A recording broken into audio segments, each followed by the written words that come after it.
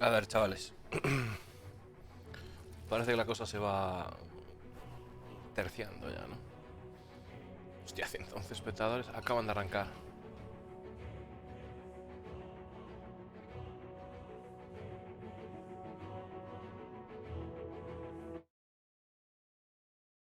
Vale. Hello, everybody. This is the sound of my voice. Hey, Sylvan, what does your voice sound like? Hi, everyone. This is Sylvan. Nice to be here. Thanks, Jared. Hey, Jonas, what does your voice sound like? Like this. Happy to be here. And Allie? My voice sounds like this, Jared. Boy, what a good looking voice.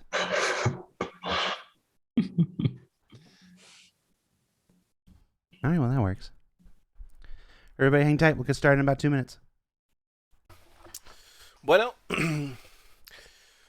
Buenas a todos, chavales. Otro viernes más con el Star Citizen Live. Que en este caso nos van a hablar de... creo que es así. Ah, pues no, es al revés. Me cago en la puta. Así. ¿Verdad? Engine and Graphics Q&A. Preguntas y respuestas sobre el motor y los gráficos del Star Citizen. Pues eso. De relaxing, del chill. With calma.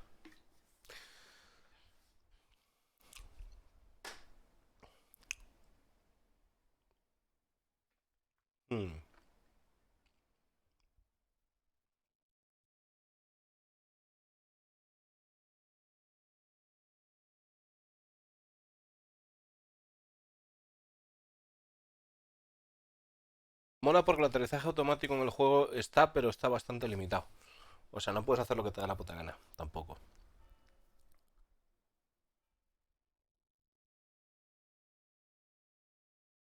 Tiene un rango más o menos comedido para que tengas que darle ahí, no duro.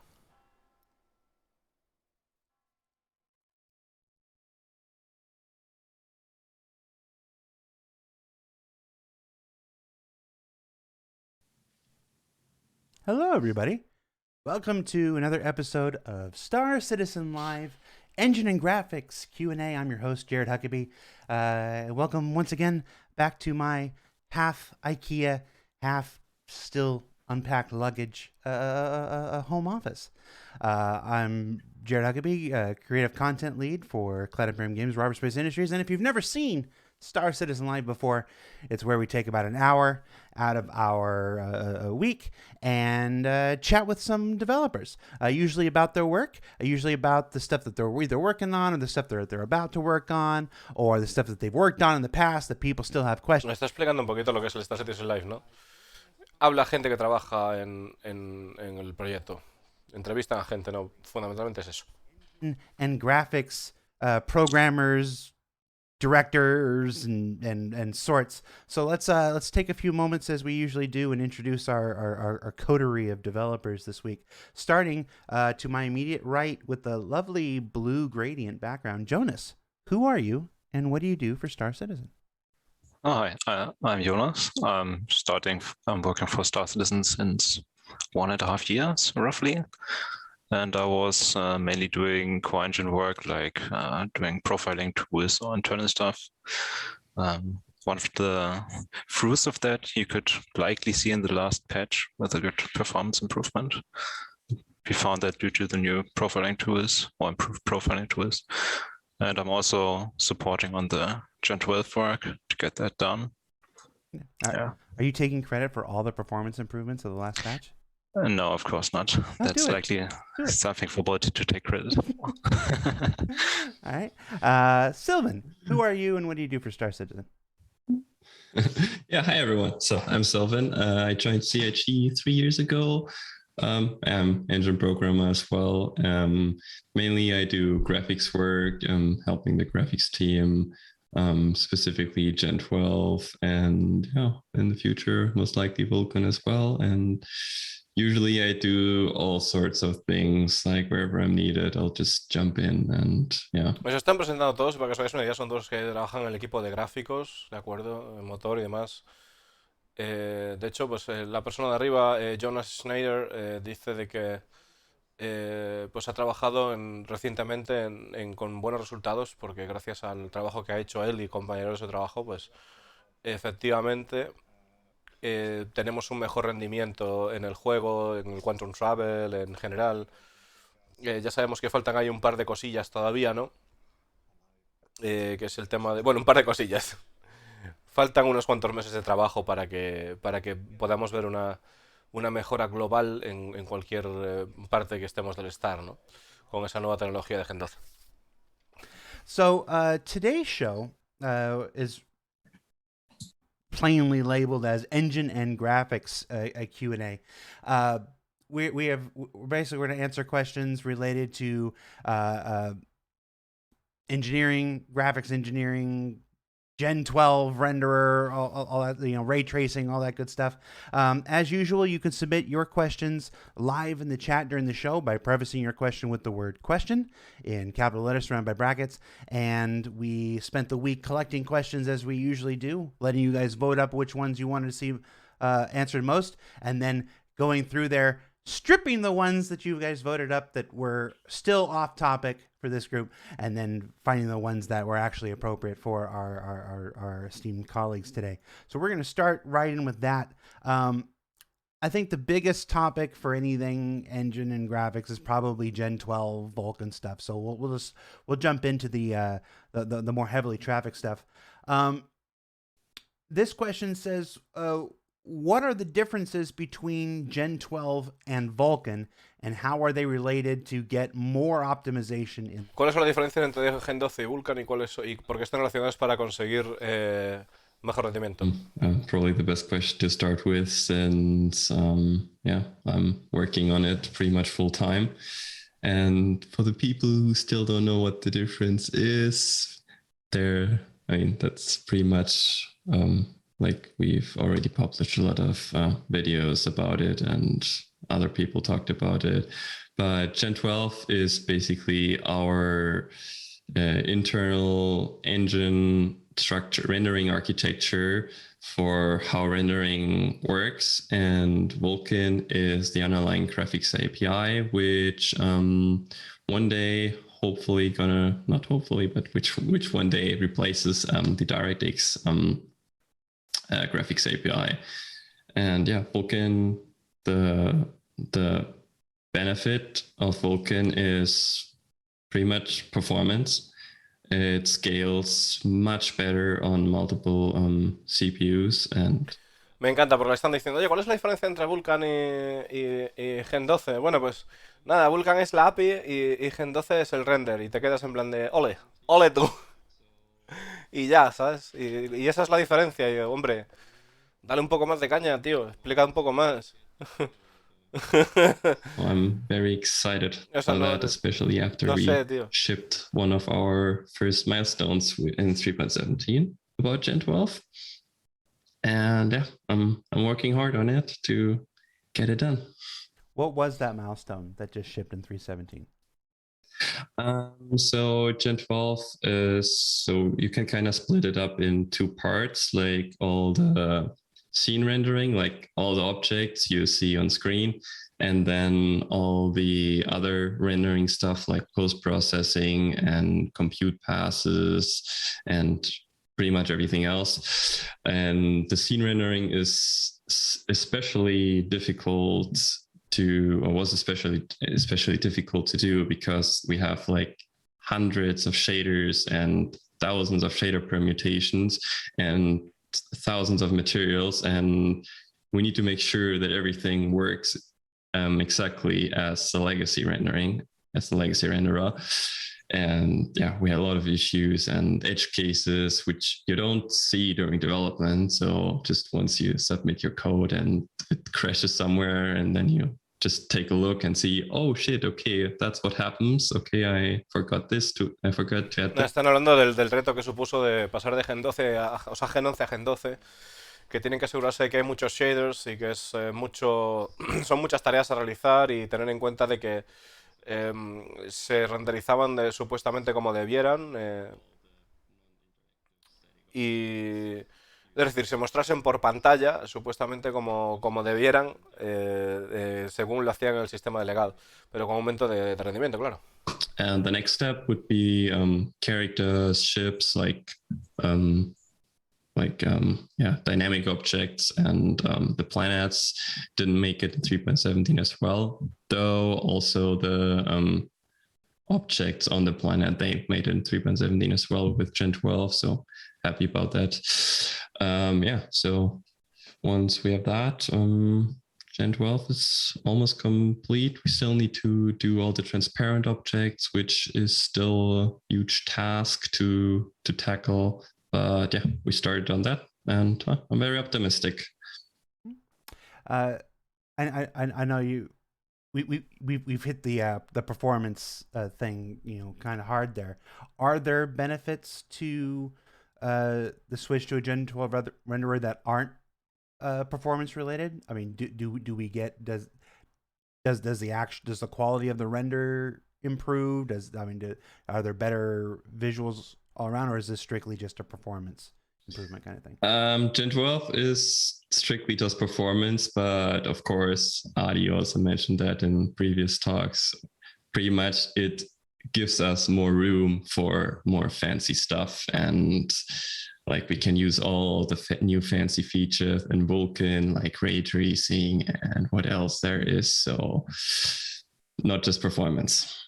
How's that battle work, Ali? That you get all these performance improvements, and then you start adding more and more features and more visual elements, and that start taking up those performance gains that you just made for yourself. How do you balance that? Well, ironically, a lot of the new technology we have isn't actually saves you performance. So it initially, it might even go the other way. Like it enables a whole bunch of features with things like the mesh shading and variable rate shading, and sometimes not even technology, but more just like not hardware technology, but internal, like because we've restructured the renderer, we can now do certain things much easier than we could before. So there's lots of opportunities now for optimizations that we may not have had before. So it might actually be like a double win. We after this can implement some improvements. And there's features that I know that there's questions about later about DLSS or FSR. Bueno, el tema de halfway through, when we're doing the conversion to Gen 12, so then they become on the table again once we've type of settled on. Esto es interesante porque, bueno, está hablando del rendimiento de Gen 12, de que si solamente rendimiento vamos a tener mejores visuales con respecto a Gen 11, perdón, o al anterior, y dice que bueno, no sé si es Gen 11 o lo que sea, pero bueno, Gen 12, vamos a centrarnos en Gen 12. Y dice de que claro, de que esto también dará más espacio para meter más cañita, poner más fancy stuff, ¿no? Más movidas elegantes o llenar más de contenido, de detalles y tal.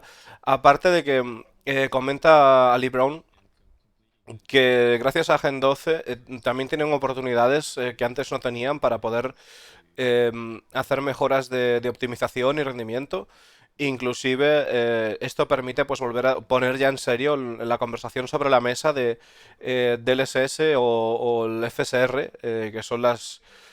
creo que se llama FSR, ¿no? Me parece que sí. Bueno, que son las tecnologías de rescalado de tanto de Nvidia como de AMD para poder tener resoluciones más grandes a menor coste, ¿no?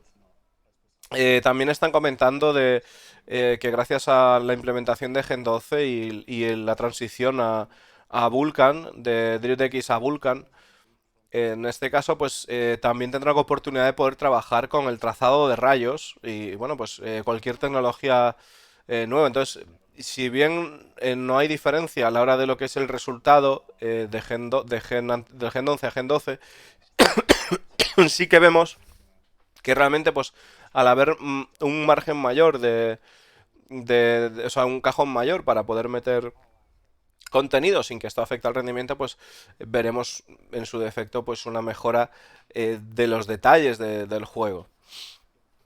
It just continues. It's like any other MMO. You're continuously iterating and developing stuff. I think I understand, having come from the community so long ago, this desire to just put a bow on something and say it's done.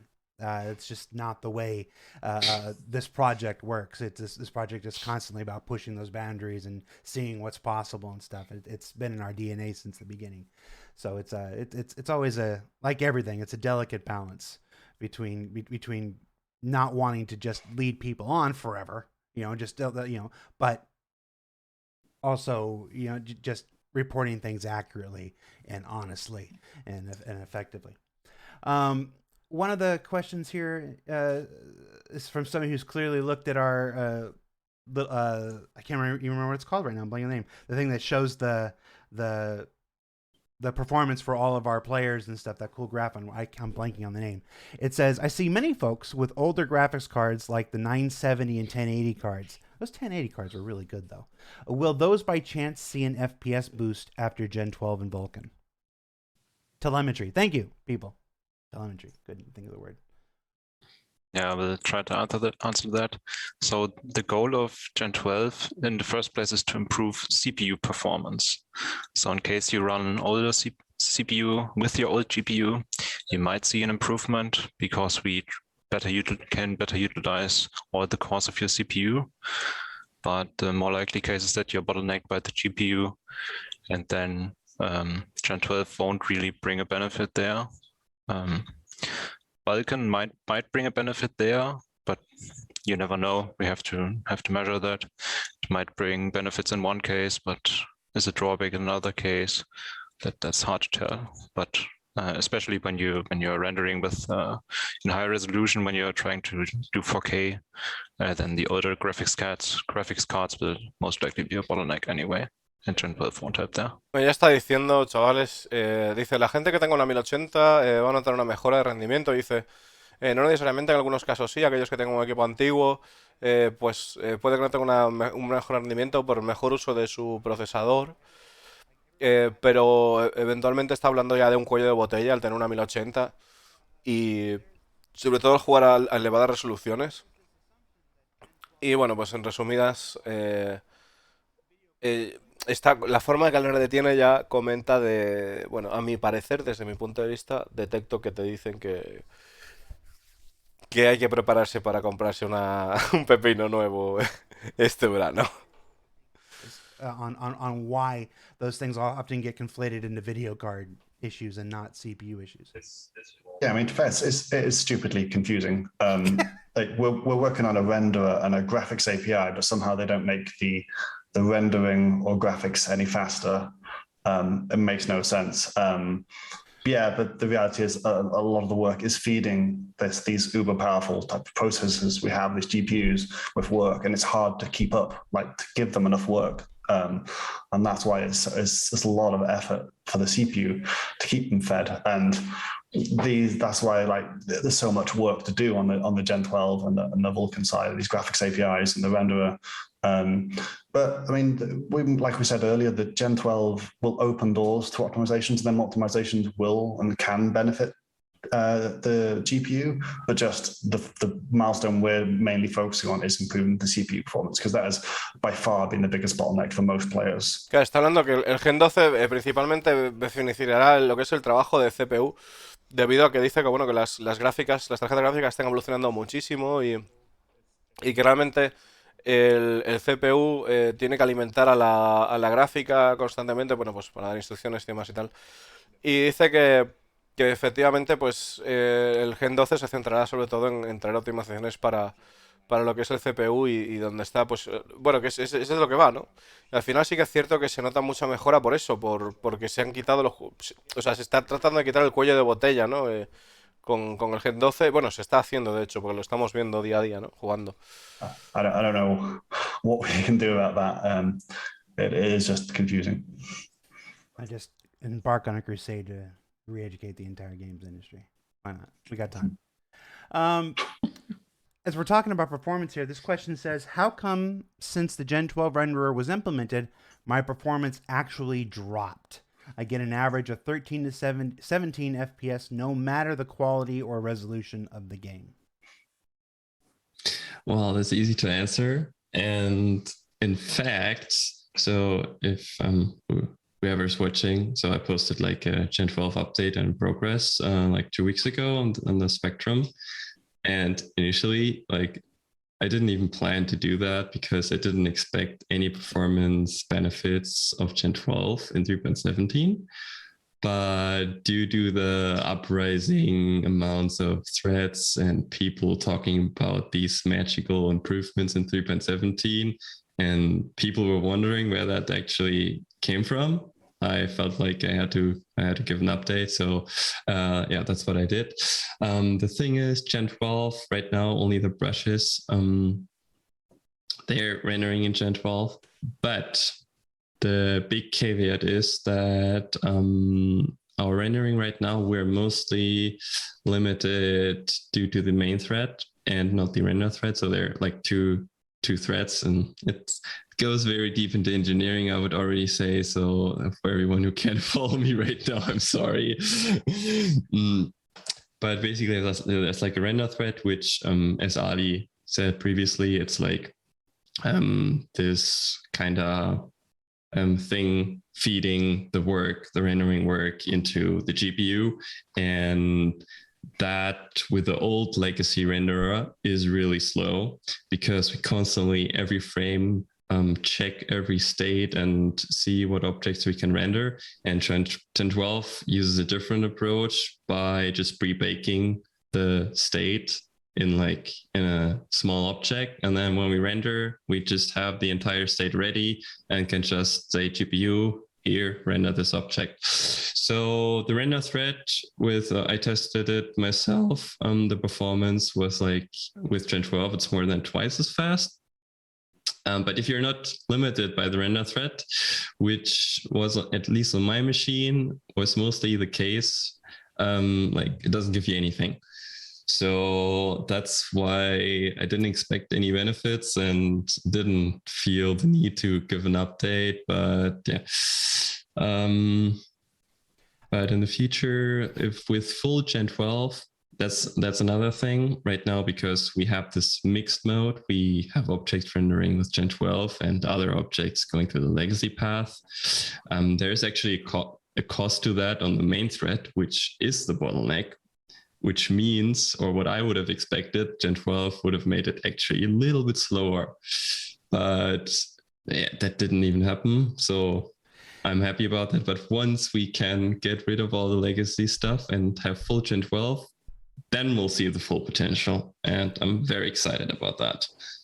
Your story is a very common one throughout all of game development. It's one of the reasons, quite honestly, that most games don't do the level of content and interaction that we do. I think because there's a reason it's called game development, not game construction. We don't always know how the thing is going to, what the puzzle is going to look like once we finish putting it together. And it's why when folks ask questions about.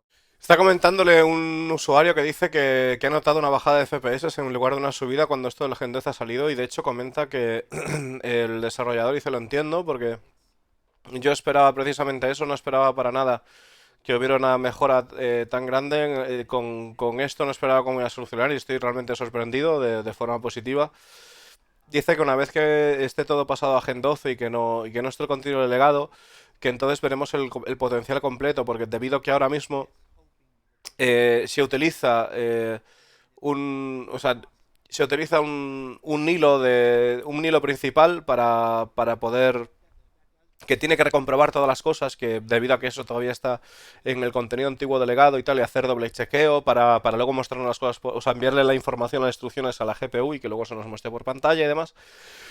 Y que esto con el Gen 12, pues que habrá hilos paralelos trabajando, por así decirlo, más hilos trabajando, y que notaremos el verdadero potencial. Y lo está diciendo que de la manera de que realmente sí vamos a notar un aumento bestia, ¿no? Como que el potencial de Gen 12 todavía no lo hemos visto y que todavía realmente está por llegar. Working on a project of this size. Bueno, y luego Discolando dice que esto es algo usual en el desarrollo de videojuegos, que muchas veces no se muestra y que ellos aquí sabéis que muestran todo el contenido y tal. Y comenta de que efectivamente esto es algo habitual, que tú haces algo pero realmente no sabes cuál es el resultado hasta que finalmente sale a la luz, ¿no? port after Vulkan integration. Is this still planned? Well, I can give a short update on that as well. For the people who don't know, DirectX only works on Windows. And Vulkan is created by the Kronos group, which also created OpenGL. So this is like a different, OpenGL is like more an old graphics API, and Vulkan is like the new modern graphics API. And these kind of graphics APIs, they also run on various other operating systems. And yeah, Vulkan is like known to run on Windows and on Linux and even on Apple with an additional wrapper. It's called Molten OS, I believe. Molten VK, that's the name. And Christopher Bolti, like he's very keen on the Linux port. And so it's up top on his priority list. So I believe one day we'll see a Linux port. Vale, eso es algo interesante porque está diciendo de que Vulkan, que la API que se utiliza, que es conocida por funcionar en varias plataformas, en Linux, en Windows y también en Mac, y dice de que Go Linux, que es una de las prioridades, que Chris es una de las prioridades que tiene de que el juego funcione bajo Linux. But that was on Epic, I believe, to resolve that. But that does work, but going through these layers that emulate Windows has a major performance cost. Apparently it's playable, some people say, but the use of Vulkan, I've been told, allows it to skip that layer that it has to apply to translate DirectX into something usable. So even if we just had Vulkan and did implement native support for Linux, we would still get much better performance on the rendering by using these layers, because it wouldn't have to emulate DirectX anymore. It would just have to emulate what any other Windows calls, or with the input and the sound and things like this. But obviously the graphics tends to be a huge processor hog. So that not having to do a translation between Windows code and Linux code will save quite a lot there, we're hoping. So it makes that route more viable until we get an actual official, pure native Linux client. I think the folks who had it running on Mac, I think that ended with when they switched to the M1. Like, you still do it on the old Intel machines. Right. So I think the M1 switch they did killed that. I'm still waiting for the Voodoo 3DFX port, personally. Thanks, Jack Hiroshi, for the joke. Yeah, I'm sorry, guys. My thought my mic is quiet. I'm quiet. I have a sore throat. I'm under the weather right now. It's why I'm sweating like a hog and everything. My throat's all scratchy, so I'm just quieter than normal. Let's switch to some graphics stuff. Some stuff. You knew there was going to be a DLSS question and an FSR question, Alex. Let's just jump those ones right away. What can you tell us, if anything, about DLSS or FSR at some point, any point in development? Must be someone that didn't watch the last Star Citizen Live. Every show's somebody's first.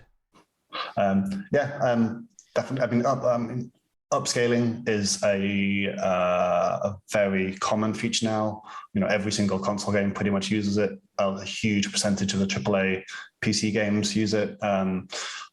It's the, I don't know if it's the future, but it's the current, like, this is the expected way if you want extreme resolutions, unless you have like the fastest graphics card.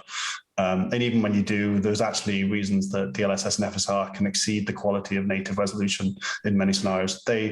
The compromises, sometimes there's artifacts in some situations, but on a stable frame, you can actually get higher quality, because it's actually super samples the image beyond the number of pixels you actually have. So it's like a perfect anti-aliased image, or it theoretically can achieve a perfect anti-aliased image. Está diciendo una cosa interesante que dice el FSR y el DLSS, que dice que no sé si eso es el futuro, pero definitivamente en muchos de los casos, aunque tiene algunas contras de refactors y tal, si tenemos el perfecto frame, sí que funciona muy bien, y de hecho incluso es el anti-aliasing perfecto, porque hace super sampling de las imágenes y demás. An FSR or an equivalent are top of the list in terms of the general rendering improvements. We have lots of other work related, the PU and Squadron that we... Dice, el FSR o el DLSS o una alternativa similar es top de las prioridades del Gen 12, y dice no va a prometer uno u otro, pero... Epic came up with their own one that is more similar to a hybrid of the two. Who knows? But the existing APIs for DLSS and FSR are theoretically going to be easier to implement than rolling your own one. So that's the most likely scenario, and most likely would be to support both.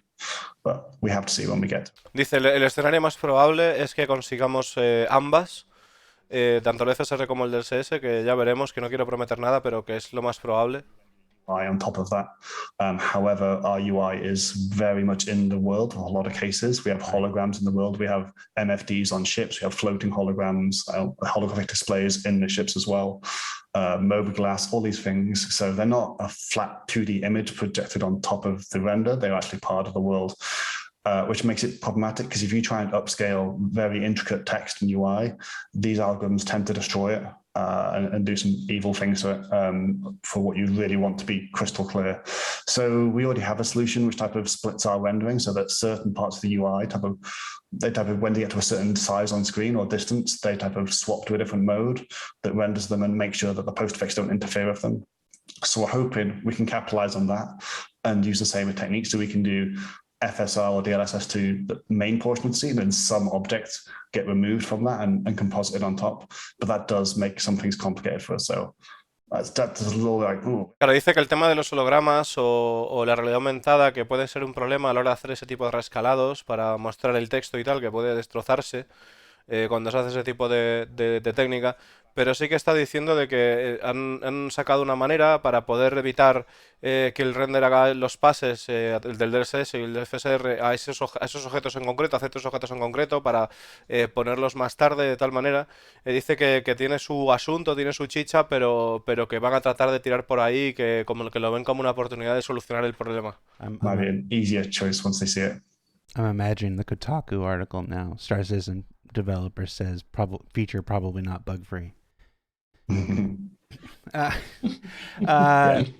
Let's see. While we're on graphics, let's just do our greatest hits here. How is HDR support coming along? I'll throw that one to Silvan. I talked to our developer who works on that, and right now he other priorities took over that task, so it's on hold right now.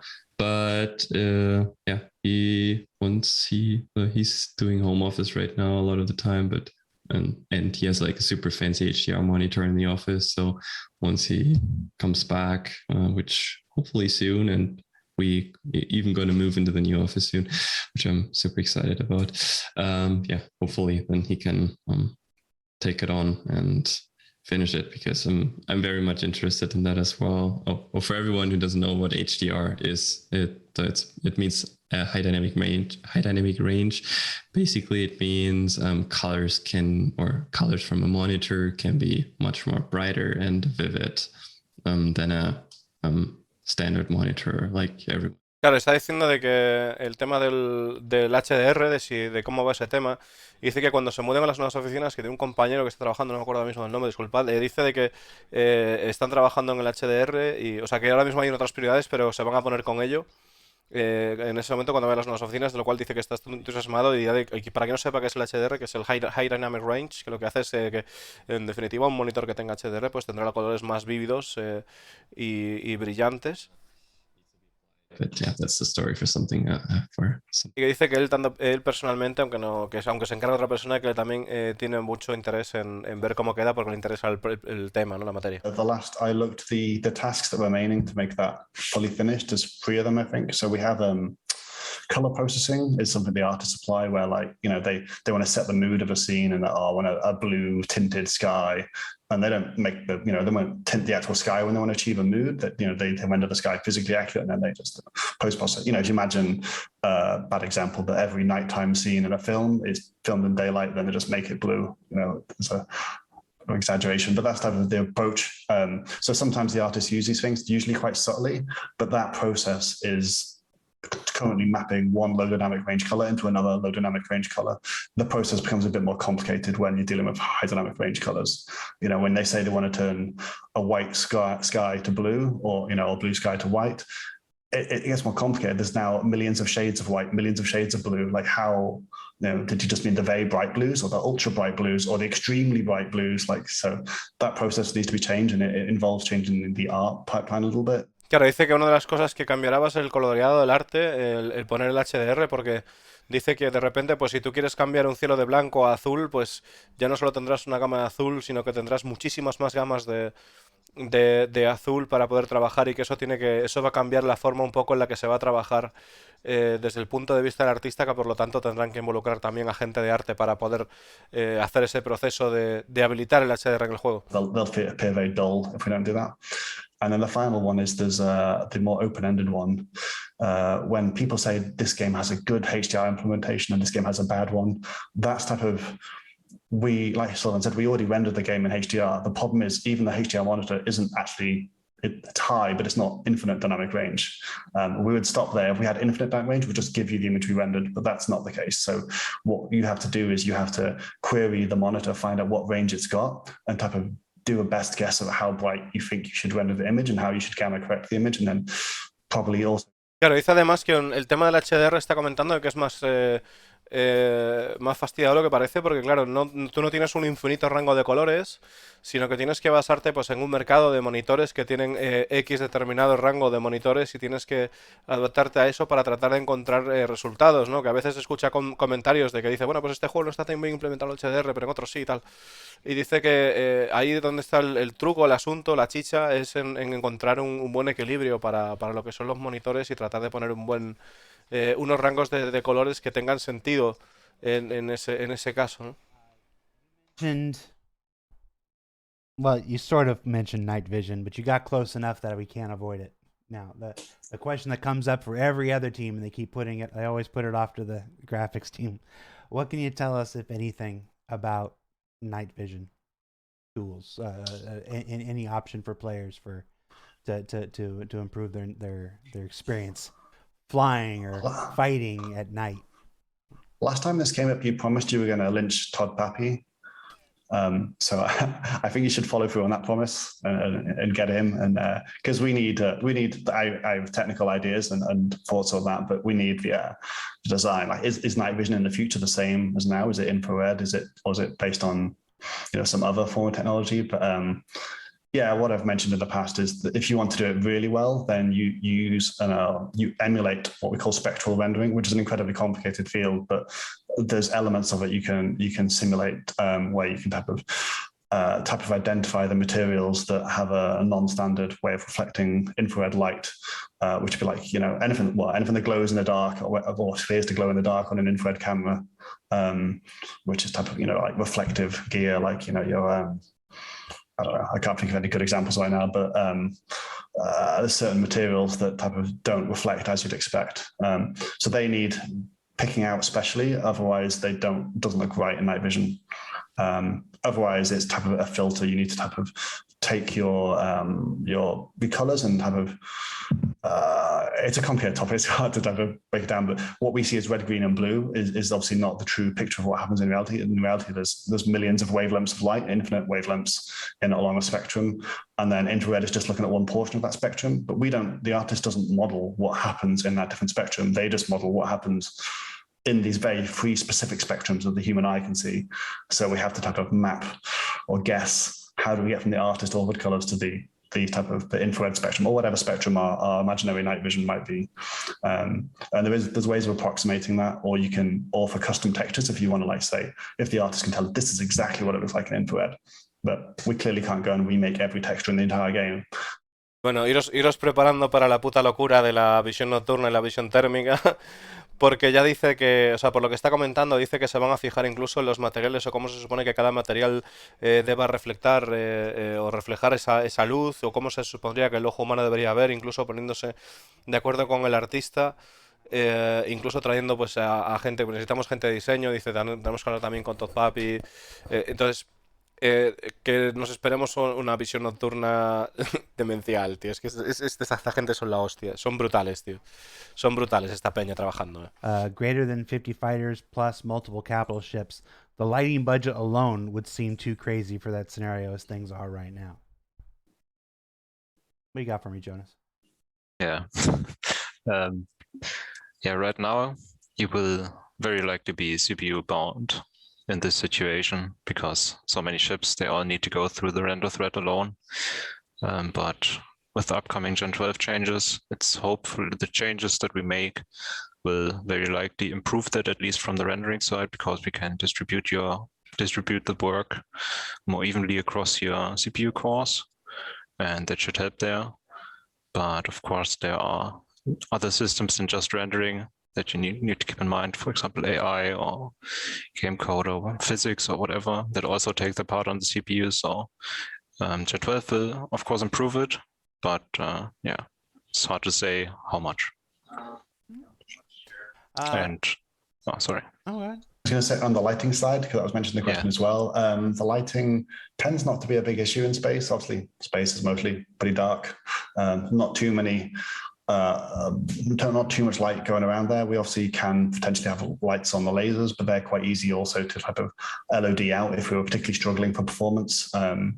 Ironically, we're in a big ship battle. One of the things that hurts us quite hard is the interior of the spaceships.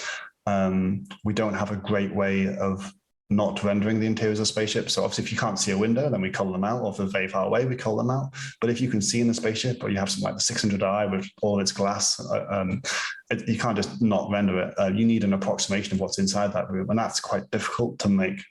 You can't just fade it to black, because say 600i is a very bright interior. If it just fades to black, it looks really bizarre. So one thing we were planning is to use type of, we have these cube maps, we call them environment probes, which are used in the lighting system to type of capture the environment and then reflect it as a substitute for type of more advanced ray tracing reflections. So we were planning on using them to type of render a low quality version of the room. The type of would be indistinguishable at the distances we're talking about, but would be the correct colors and have the correct type of geometry in there. So that will give us a way of basically coloring all the interiors of the ships when we've got a massive fleet battle going on, and we don't really care exactly how the interior looks, just as long as it's the right color and rough shape of the geometry inside. Claro, están hablando de que van a utilizar una tecnología muy similar a lo que es la que utiliza Ray Tracing para reflejar las cosas. En cuanto a lo que se refiere a naves capitales o naves tochas, para lo que es el rendimiento del Gen 12 y tal, dice que en el espacio que realmente que no hay muchos problemas porque no hay demasiada iluminación en el espacio, y curiosamente lo que más fastidia es el tema de los interiores de las naves. Por ejemplo, en el caso de ver flotas de 600 o naves como las 600 que tienen una cristalera grande, pues que tienes que renderizar el interior, aunque sea... O sea, que no les es nada difícil el no cargar o el hacer los slots del interior, y que con este sistema de parecido al sistema de trazado de rayos, pero más moderno, que podrían simular los colores o lo que se espera que se vea desde una distancia, pues desde una distancia no te importa demasiado, y tratar de ahorrar rendimiento, o sea, de mejorar el rendimiento por ese lado. Jonas mentioned, I believe, do they do that in the Spider-Man, Jonas? The interior mapping? Yeah, they do. I was literally staring at the question when you hit it, so I was like, oh, just ask it now. Yeah, so we already have this kind of what we call it interior shader in our engine, just as a standalone shader right now. And I actually didn't know about it like a month ago before I've seen it in game, because I had to fix a bug for Gen 12 on it. So I've seen it live in the engine, and I was already impressed. It looks pretty damn cool, and we're already experimenting right now in engine with it, and so I'm optimistic that we're gonna see it very soon. But yeah, it's mostly art side now who has to implement it and test and iterate on it and make sure that it looks good. But from the technology side, everything's looking good. So it's at the point where it's ready for artists to start playing with it, and then they're going to discover all the bugs and all the problems with it, and then they'll come back to you to fix it. And then, exactly. Yeah. I mean, they're already playing with it, and I'm excited to see it in engine. It definitely gonna give some more life to those buildings when you can actually see inside. With all the great optimizations seen in 3.17, do you have plans to have ship lights cast shadows in the near future? Also helmet lights. I liked how they buttered you up with some compliments at the beginning, and then asked something not related to it whatsoever. But ship lights casting shadows, that's a big one. We've gone back and forth that a few times internally. It's controlled by the art setup, so I never know for sure what it has and hasn't been set up on each spaceship. But the problem with the feature is the cost doesn't. It's quite difficult to control the cost of this. So one spaceship floating around in space, if you put shadows in them lights, no problem at all. You park 50 of them all together, pointing at each other in a really busy location, and you all get out your spaceships and jump around in front of them and stack up boxes and all the crazy things that people do in the PU. It's going to start costing a serious amount of GPU to do that. So we have to figure out how we can add it, yet keep it under control in the more difficult scenarios. El tema de que las luces de los cascos o las luces de las naves proyecten sombras cuando están encendidas y demás. Dice que bueno, que si tienes una nave haciendo eso en el espacio que no hay problema, pero que si tienes gente, un montón de naves iluminando unas a otras y con un montón de cajas por el medio, que es cosas que la gente suele hacer, pues entonces ahí tendríamos un problema de consumo de CPU grande y tienen que mirar a ver cómo pueden hacer eso, cómo pueden solventar eso antes de meterlo, pero... Flashes on guns is another request to have shadows. All these things, the muzzle flashes especially is something that it'd be great to have shadows from the muzzle flashes, but if 50 people are firing in a room, then maybe you can say, oh, we don't care so much. But it's things we could also just, mostly we could provide to the user to say, do you want these? How many dynamic lights do you want to support? Let them choose if they want to pay that cost. But there is also some internal budgets we couldn't. We have basically like a texture pool where all the shadows go into. Once we've exceeded that, there is just no more space without sacrificing the quality in the rest of the level. So yeah, I'm hoping we can come up with some type of system where how many dynamic lights do you want? Maybe 8 might be a default, or 4 or something like that, and then you can scale up to whatever you want if you want to take that hit when you have a really busy scenario. So hopefully, but yeah, the ship ones are particularly problematic because they can cast thousands of meters and cover huge areas, which means, if you cover a whole space station, there might be a few thousand draw calls in that space station, which is like instructions for the GPU. You just doubled that by pointing your light at it. And 50 people pointing 50 lights at it, 50 times the cost for that space station. That's a big deal. Yeah. Besides the ship lights and the shot casting, another graphical tech thing that comes up quite often. I've seen it a couple times in the chat already today, and it was in the thread as well. RTTs to use as exterior cameras for ships. Ideally, one at the bottom to make landing a whole lot easier for folks. Is there anything you can tell us?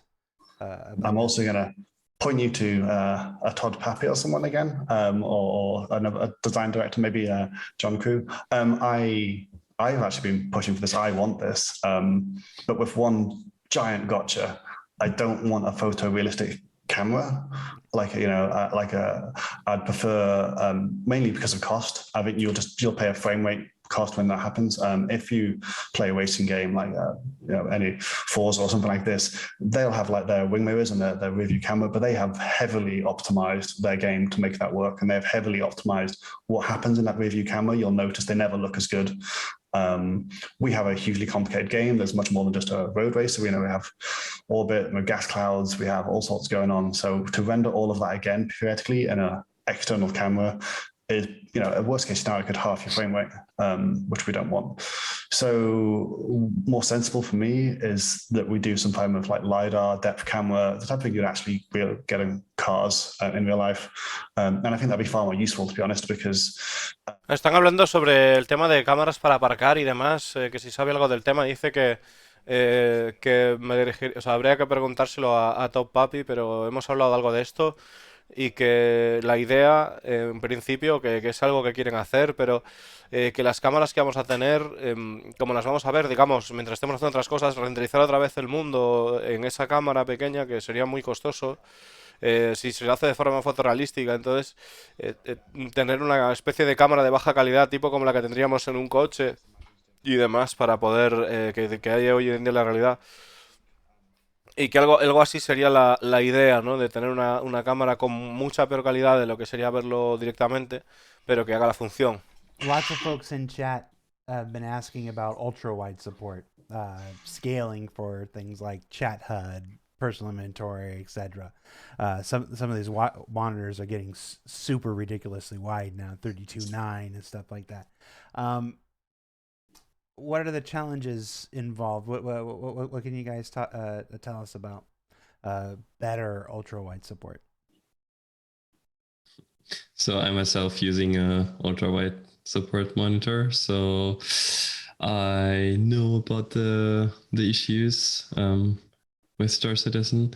Unfortunately, we as graphics and engine, we don't have too much to do with that. It's more like a question for UI and how they implement it, especially like in the building block system, and yeah, just how the UI scales with all those different monitor resolutions. I'm not sure. Maybe Ali knows a little bit more about that, if there are priorities on that or... No, none the wiser. He's nodding his head. No, not me. Están preguntando sobre el soporte para monitores ultrawide. Dice yo mismo tengo un monitor ultrawide y tal, pero no es algo de que sea nosotros lo que nos vayamos a atender eso, ¿no? Sino que es el tema del equipo de interfaz y que no saben de momento nada, ¿no? Que es algo que perteneciente a su equipo y no saben nada. Sometimes need to fix or improve the performance of maybe or sometimes the quality of maybe our post effects aren't always amazing in super wide. And also, if you use super wide, depending on how we deal with the aspect ratio, you can end up with more objects to render, and obviously you have more pixels to render. So, Gen 12 and other optimizations like DLSS and things we've talked about would all help there. But yeah, in terms of just making it, a fun experience with, where you position the HUD and the chat windows and stuff, that, yeah, it's all on the UI team, the engine. We don't really have any control of that. Let's see. We've only got 10 minutes to go. Let's see what more we can squeeze in here.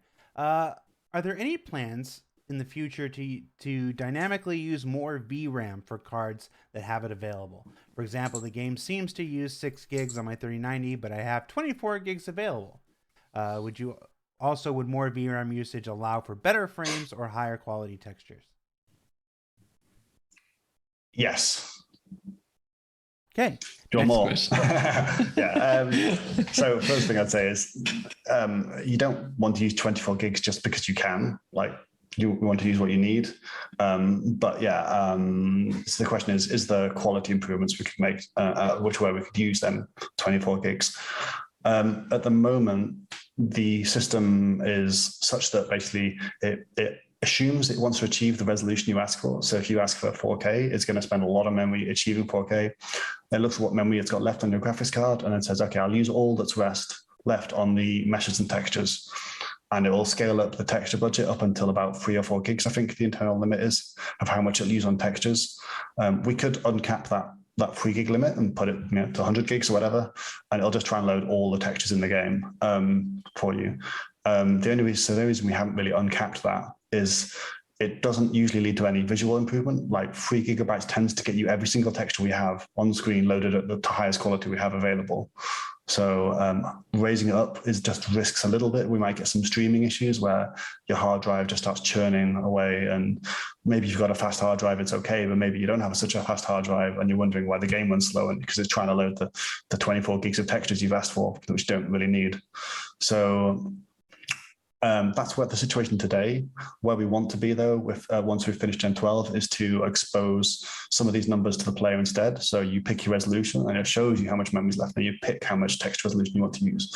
And then you can down-res, up-res, and then if you want to hang yourself, put 24 gigs of textures, and maybe it does look better, maybe it doesn't, but we'll give that to user to pick how they distribute the memory. One thing I would say is one thing it would be nice, which we can't promise, but it was something that definitely is a future option, is to have a high-res texture pack. We offer all of our textures at double the resolution we actually ship them at, but there's several issues in trying to achieve that at the moment. Vale, chavales, está diciendo bueno, pero si yo tengo una tarjeta con 24 GB de RAM, los voy a poder utilizar, o sea, de RAM los voy a poder utilizar. Y dice, bueno, sí podríamos hacerlo ahora, pero cuando tengamos Gen 12, básicamente, que están pensando dejarlo a manos del usuario, que el usuario pueda escoger eso, e incluso cagaros y agarrarse, chavales. Estamos pensando en la posibilidad de sacar un paquete de texturas de alta resolución, o sea, todavía más calidad de lo que tenemos ahora, muchísima más calidad, pero que ahora mismo no está en ese punto todavía. To have a high-res texture pack, and then the people that do have 20 gigs or whatever of memory will have a very real reason to use that memory. And if you say double the resolution of every texture, that would be 4 times the texture memory. So our 3 gig texture limit might go to 12 gigs instead, at least. So 12 gigs, once you add on 4K and a few other things, you easily get to 16 to 20 gigs of memory. So So yeah, this is something in the future, definitely. There is some technologies as well in the future that we might use that could eat up some of that memory, things like ray tracing and SDF's distance fields that are used for various pieces of technology. These all consume extra memory.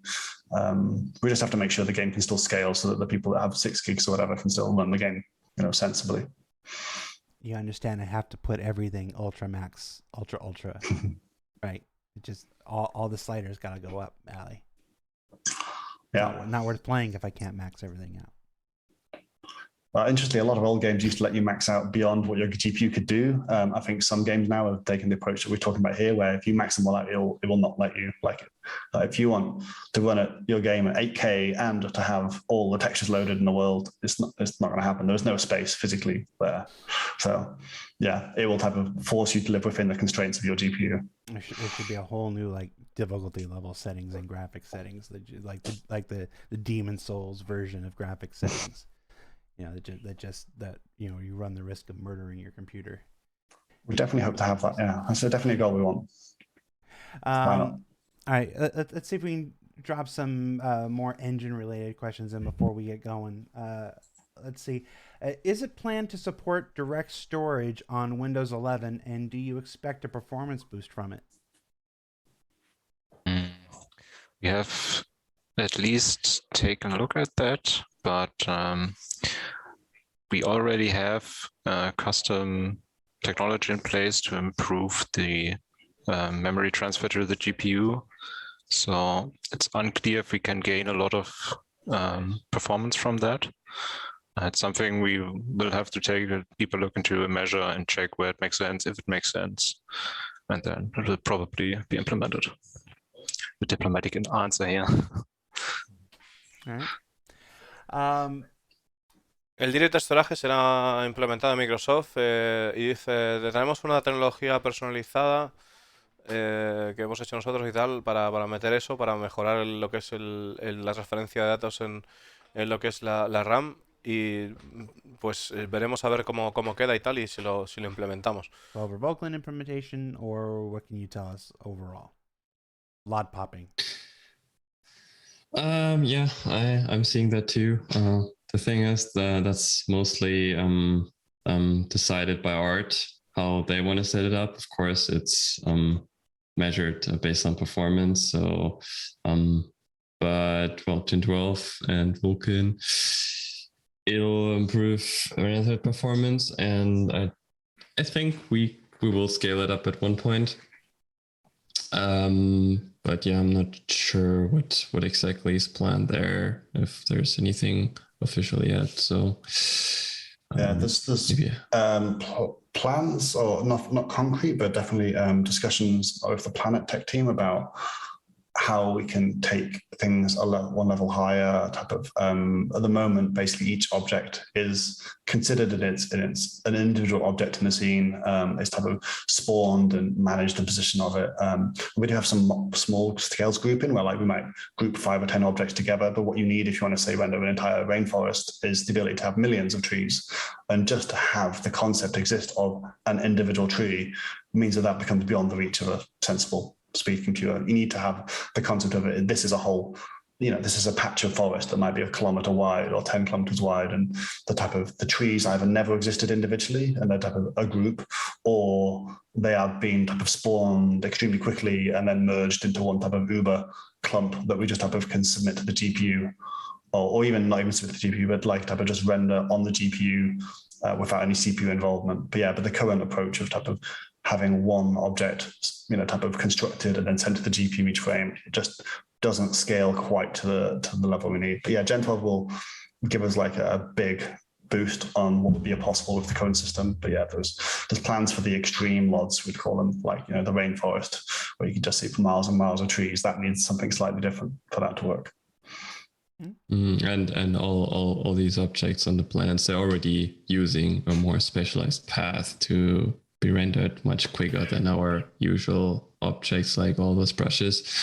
But yes, Ali pointed out, if we want to have really dense lush forests like you've seen in the Microsoft Flight Simulator, there's definitely a lot of room to improve, and definitely something we're looking at, aware of, and yeah, hopefully we'll implement something in the future about that.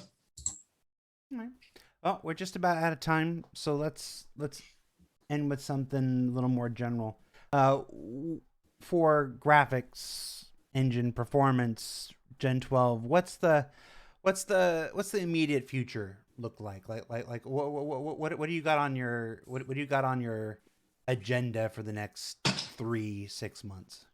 Here, no dates, no, just what are you working towards right now? Well, as I already pointed out at the beginning, we want to finish Gen 12, so there are a few more milestones we have to finish. The transparent rendering, that's the biggest one. And yeah, once that's done, I expect all the other things which are missing, which more like a few compute passes, like planet atmosphere stuff and like compute skinning and a few other things we're probably have overlooked yet, are finished. Yeah, then Gen 12 is done, and I'm really excited to see how much performance we gain from that. And after that, we can Vulkan, which is not lagging too far behind, because like in general we're developing Gen 12 and Vulkan in parallel, and Vulkan is just lagging a little bit behind. So once Gen 12 is done, it shouldn't take us too long to even get a first version of Vulkan working. Okay. Anything you want to add to that, Ali? Jonas? No, we've got these guys on Gen 12 on the engine team. We've got about half the graphics team on Gen 12 as well. The ones that aren't on that are working on a number of features. Mainly, there's a bit of a backlog for S42, type of the critical features we need for that. They'll obviously feed into the PU as well. There's very little that would be specific to Squadron. It's more just, who is the prime need for each feature. But yeah, there's a few features in the works for them. Some research for longer term features like jump points to the graphical implementation of that. Things like improving the water effects is something that's on the type of near term goals as well. And unifying them, we have like a planet ocean shader, we have a water volume shader, we have a river shader. These things all need work and love, and integrate them with the VFX as well. We've lost in the transition of our engine over to all the improvements we've made with planets and stuff. We've lost like splashes and dynamic waves and stuff like this. So we need to reintroduce these types of technologies. And that's it. But yeah, mainly a half team on Gen 12, and when that's done, they'll be on Vulkan until that is running buttery smooth. And even then, that team might then look at the DLS FSR type approaches, and only then will the type of join the rest of the team on the general graphics features. Cool. Yeah, two more things I would like to say really quickly. Like one of the questions was, could we pay a beer to Christopher Bolty? So I want to have a small shout out to Bolty for all the nice improvements he did for 3.17, and he claimed all those improvements for himself internally. So give him a big shout out. And one last thing, I've promised one of my friends. Okay, there's your dab.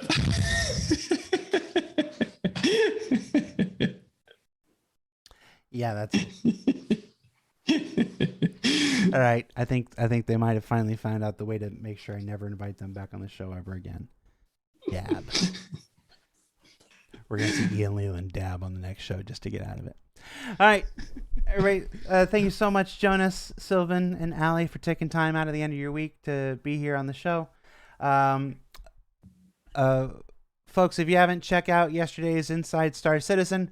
It was a special Tools Time episode detailing the work of two of our Tools teams, one in Montreal and one in UK, on some recent things that they've done. it's not the flashiest show, but it's the kind of thing that only Star Citizen would ever touch and explore. So those tend to be my favorite. And so thank you so much for indulging me in those really esoteric behind the scenes stuff. We'll be back next week with a all sprint report ish episode of Inside Star Citizen, so that you have all that, so that you can get all your cool visuals and stuff back. And then we're back here next week on SCL. I think it's the modular content team. I'm not sure. It's my my schedule's all upside down right now. But take care. Remember that Invictus launch week was just announced yesterday, the day before. Check that out for the full schedule on what ship manufacturers are going on what day. And yeah, we'll see you next week, everybody. Take care. Bye. Bye. Bye. Don't you dab on my show. Ah.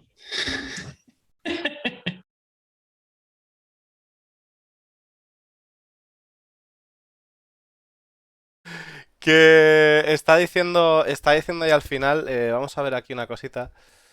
Está diciendo, dijo al final, ¿no? Que no. Un momento. Acabo de hacer un murloc ahí por la cara. Sí, sí que lo acabo de hacer sin querer, ¿eh? Pero. A ver. En esta parte de aquí, al final de todo, estaban diciendo, bueno, ¿en qué estás trabajando? ¿Cuál va a ser el futuro? Tal, no los quería cortar porque escuchar bien todo. Y nada, estaban diciendo que están. ¿Qué es lo que van a hacer? ¿Cuál es el futuro que queda, ¿no? Por trabajo. Pues terminar el Gen 12, luego de Gen 12 pasar a Vulkan. Y luego además el compañero Ali comentando sobre el tema de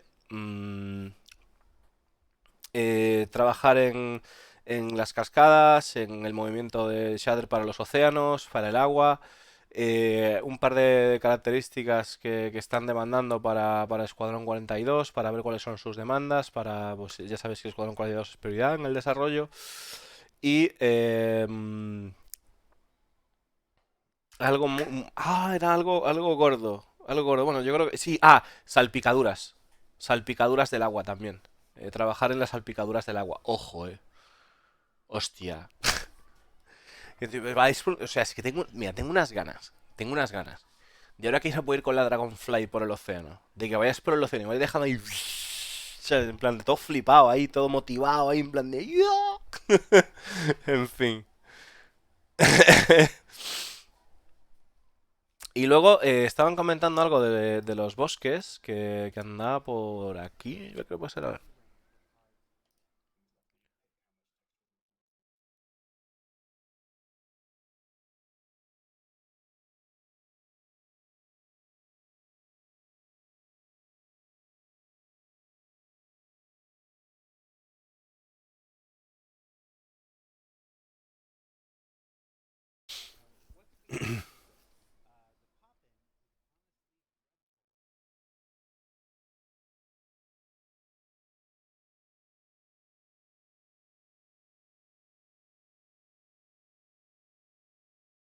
Vale, aquí está, sí, el tema de los lots, efectivamente.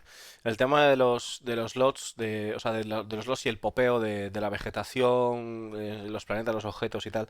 Y está diciendo de que, bueno, de que sí va a haber mejoras con eso, con Gen 12, pero que no esperen que ver un objeto de forma individual, sino soluciones de que se vea de alguna manera, pues, cuando quieras tener un bosque muy denso y demás, que se pondrán con ello, ¿no? Pero que veramos una forma de bosque y luego se irá definiendo, ¿no? Que es la idea. Pero que popear un objeto único, exclusivo y tal, que es algo bastante demandante, bastante, pues es una putada, básicamente, porque consume.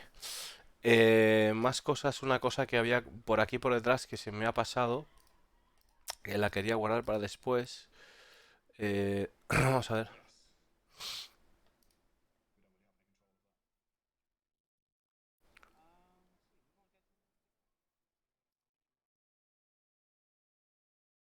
Vale, Ultrawide. Yo creo que era por aquí, en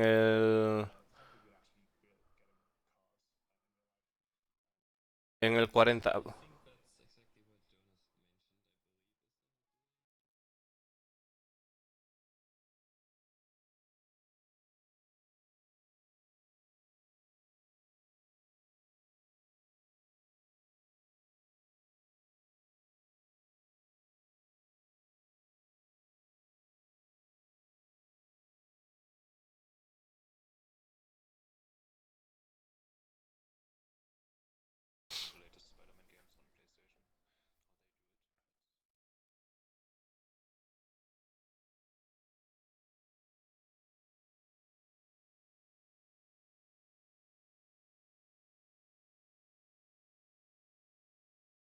Vale, aquí está. Esto era que no lo había podido escuchar y me quedé un poco tal.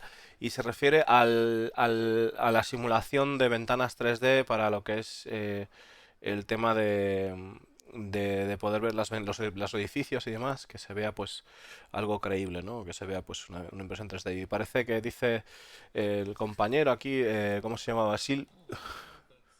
Silvan, ¿no? Silvan dice que Silvan, ¿no?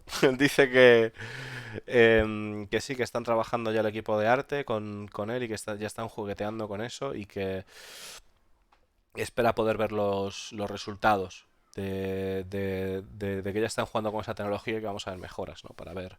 Dice que pues el tema de ver a través de los edificios, a través de las ventanas de los edificios y tal, que va a ser algo más interesante, ¿no? Que pinta bien. Muchas gracias, Raike, por ese regalo de suscripción y también al señor Thor por suscribirse ya durante 7 meses que lleva apoyando al canal. Se agradece un montón. Y dicho esto, yo creo que ya está. Si tenéis alguna pregunta o algo de lo que están hablando y tal, pues podéis decirla y pues si la sé la respondo y si no, pues la busco. La verdad que sí, que me ha molado el tal. Y ha dicho que aparece en Spider-Man, lo que es el tema de las ventanas.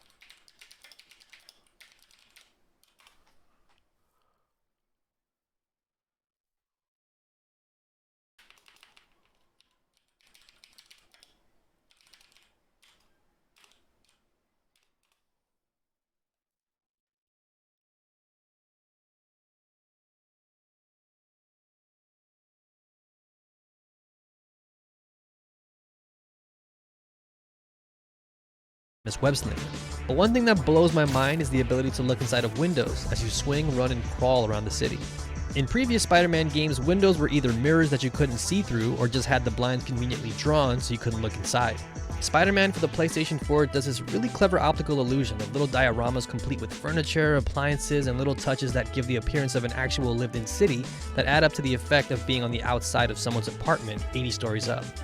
Office buildings have rooms with copiers and computers, and residential buildings will have bedrooms or kitchens with dining tables and refrigerators. If looked at up close though, you'll get a peek behind the curtain at how it works. Some rooms appear to extend beyond the actual window, and others have doors that seemingly open to death below. La verdad es que está de puta madre. Muchas gracias, Jagger, por el apoyo al canal, tío. La verdad es que está de puta madre. O sea, ver esto en el Citizen... Hostia, imaginaros Hardcore, chavales. Madre mía. Sí, sí, van a meter este efecto Riker, efectivamente. O sea, ya lo han metido. Ya lo han metido a nivel interno, ya están trabajando con él en arte. No, no tiene nada que ver Antares con los edificios de Horizon. No, no, no. No, no, no. No, esto es otro nivel, que estamos hablando de que tiene muebles dentro. Y que se ven... No, no, esto es otro puto nivel, tío. Esto es un nivel mucho más allá, mucho más vasto. O sea, estamos hablando de que vamos a ver una habitación totalmente amueblada en un edificio.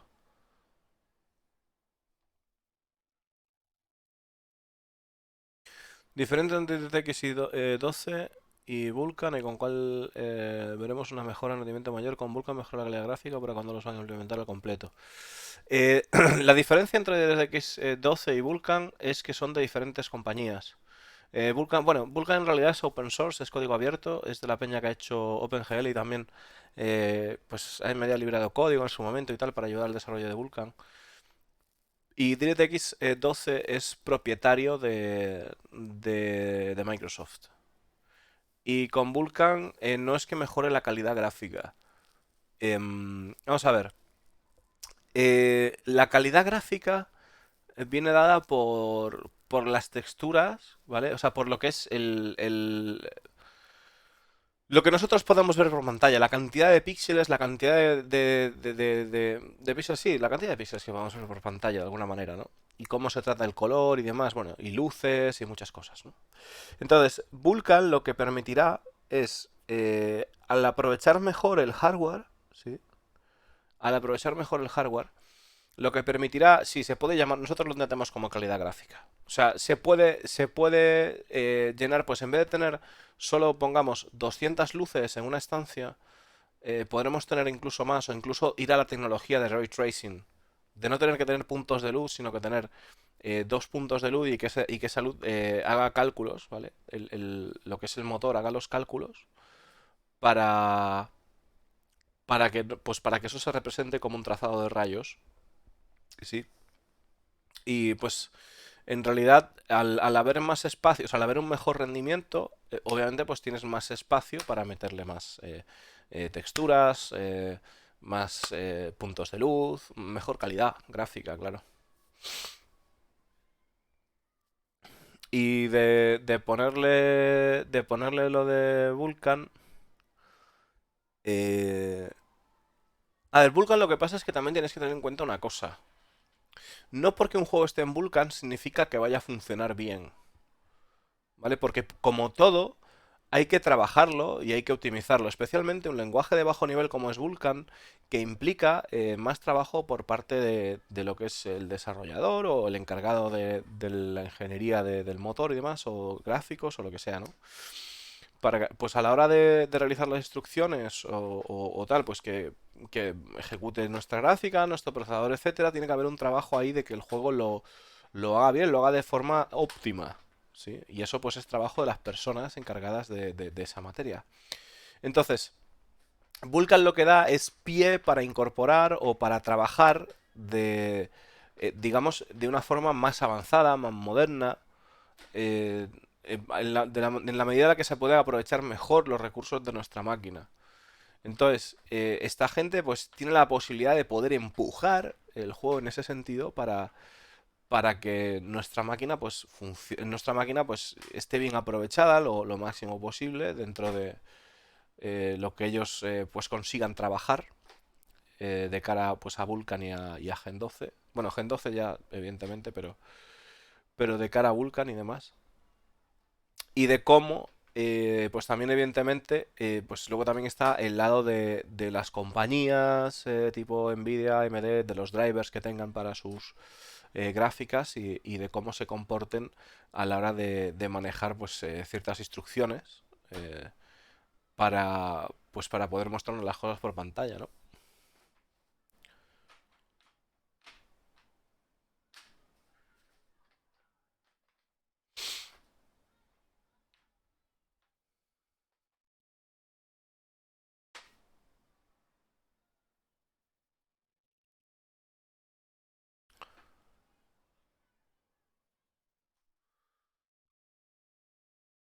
Muchas gracias, Bastard, tío. Muchas gracias por eso, por esos bits.